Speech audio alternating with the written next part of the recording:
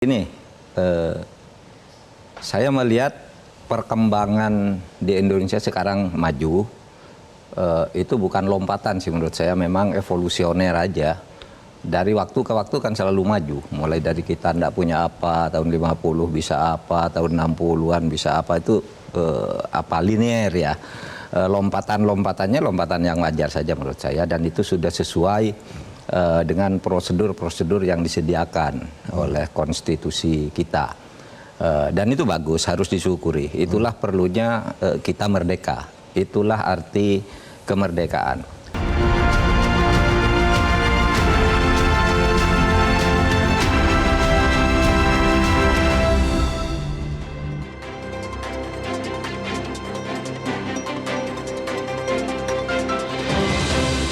Selamat malam pemirsa, mari kita menjauh sejenak dari hiruk-pikuk politik, menjauh dari bermacam polemik dengan Pancasila dan konstitusi sebagai referensi kita berdiskusi untuk perbaikan negeri. Membahas bermacam isu kebangsaan, bukan kepentingan pribadi, kelompok, atau golongan. Para narasumber visi negarawan duduk bersama untuk memecahkan berbagai persoalan bangsa. Dan apa tema diskusi kita? Berikut rangkumannya. Proklamasi kami bangsa Indonesia dengan ini menyatakan kemerdekaan Indonesia. Proklamasi kemerdekaan menurut Bung Karno adalah jembatan, sebuah jembatan emas bagi bangsa Indonesia untuk menyeberang dari penindasan, kemelaratan, kebodohan, dan penghisapan menuju perbaikan nasib di masa depan. Dalam buku The Idea of Indonesia, Profesor Robert Elsan menulis bahwa pengalaman bersama hidup dalam penindasan kolonialisme memupuk kesadaran di kalangan terpelajar bumi putra untuk mengelola sendiri negara bangsa Indonesia. 3 serangkai pendiri Indise Party merumuskan bahwa Indonesia adalah kesatuan yang tidak diikat oleh primordialisme atau sentimen agama, namun oleh kesamaan pengalaman dan solidaritas khusus. Karena itulah, frasa negara semua untuk semua menjadi janji kemerdekaan yang muncul dalam pidato Bung Karno pada 1 Juni 1945. Dalam mukadimah Undang-Undang Dasar 1945, Rumah Besar Indonesia yang berdiri sebagai negara semua untuk semua harus memenuhi sejumlah tugas kemerdekaan, yaitu melindungi segenap bangsa dan tumpah darah Indonesia, memajukan kesejahteraan umum, mencerdaskan kehidupan bangsa, dan ikut melaksanakan ketertiban dunia.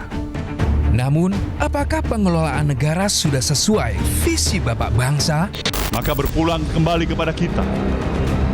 Mau atau tidaknya kita membuat negeri ini berdiri tegak, gagah perkasa, untuk bisa mempertanggungjawabkan dan memberikan suatu jawaban kepada siapapun di permukaan bumi ini. Memang pantas dan layak kita sebagai negeri dan negara.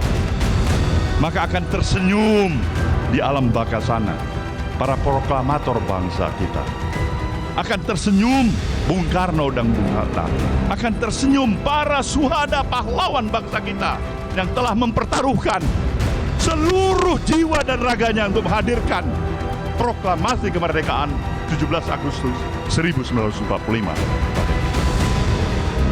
Dari suatu proses kehidupan bangsa yang terjajah tidak kurang 3,5 abad, kita berhasil membebaskan diri kita menjadi suatu bangsa yang merdeka, yang berdaulat sepenuhnya.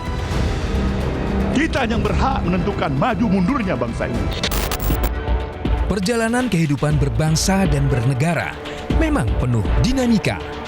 Belum tuntas mengatasi persoalan lama, sudah muncul berbagai persoalan lainnya.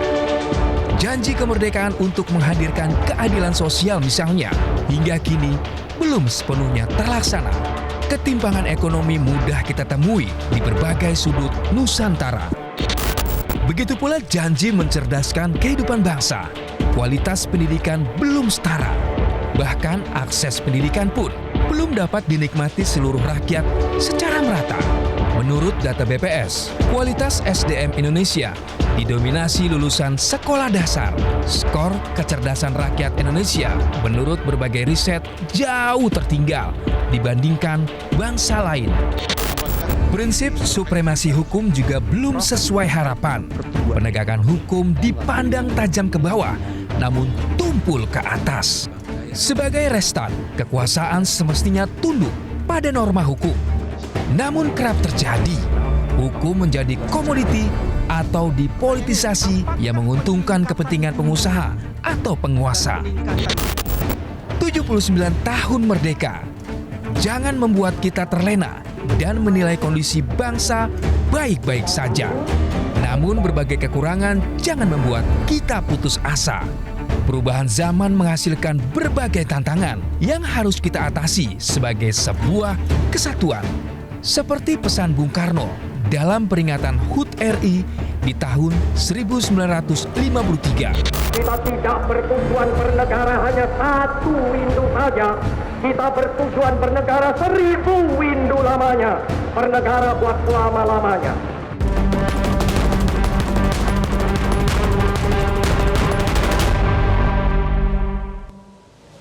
Pemirsa, 79 tahun kita merdeka, apakah kita mengikuti panduan para pendiri bangsa?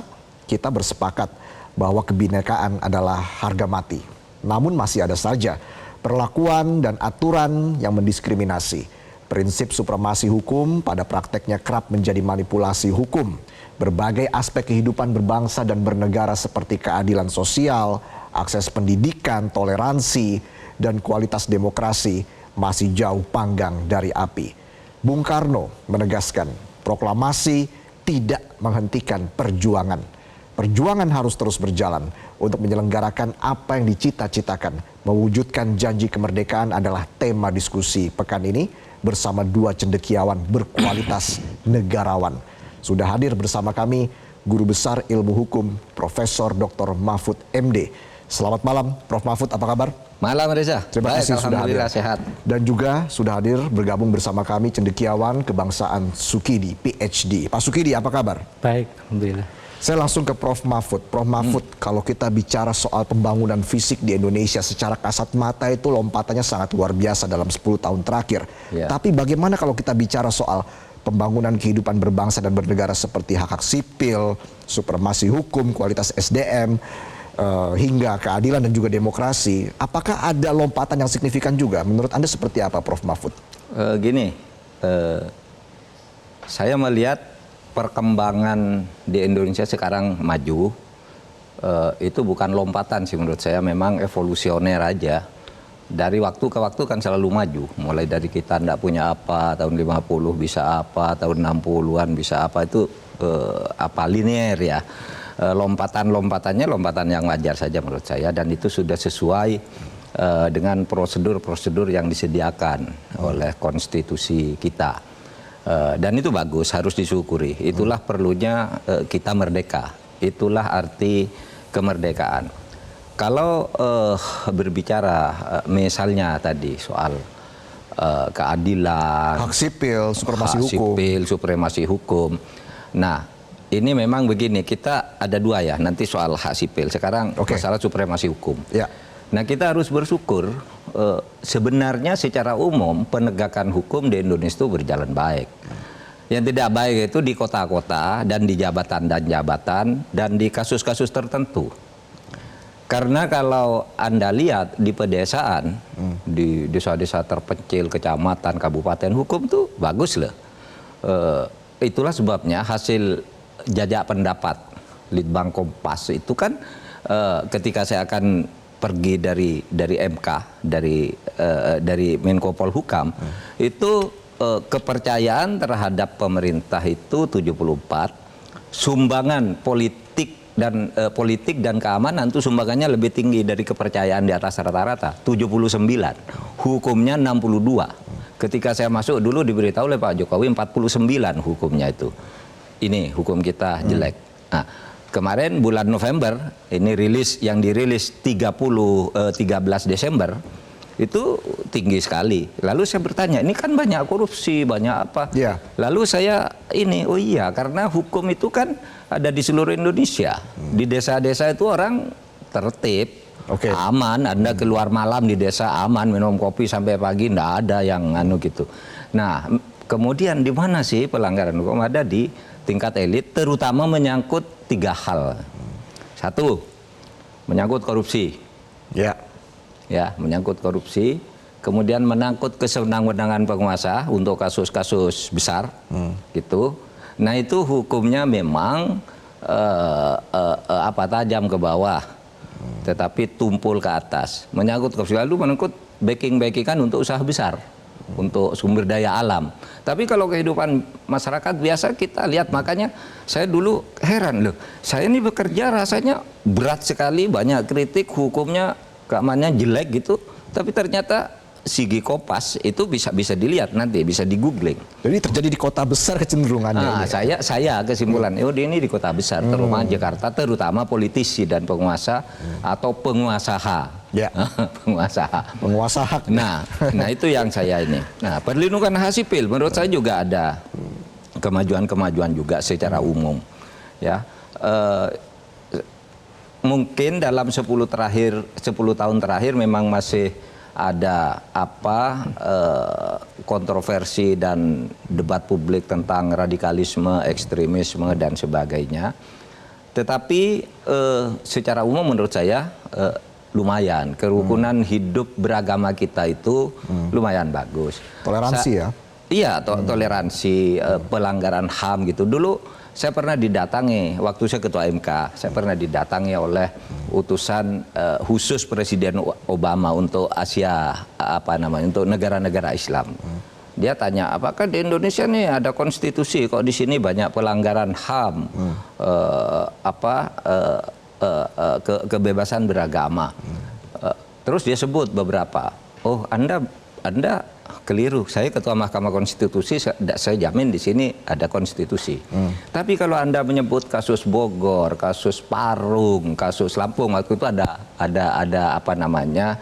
penyerangan terhadap kelompok-kelompok agama tertentu ya. Di Lampung itu terhadap suku Bali.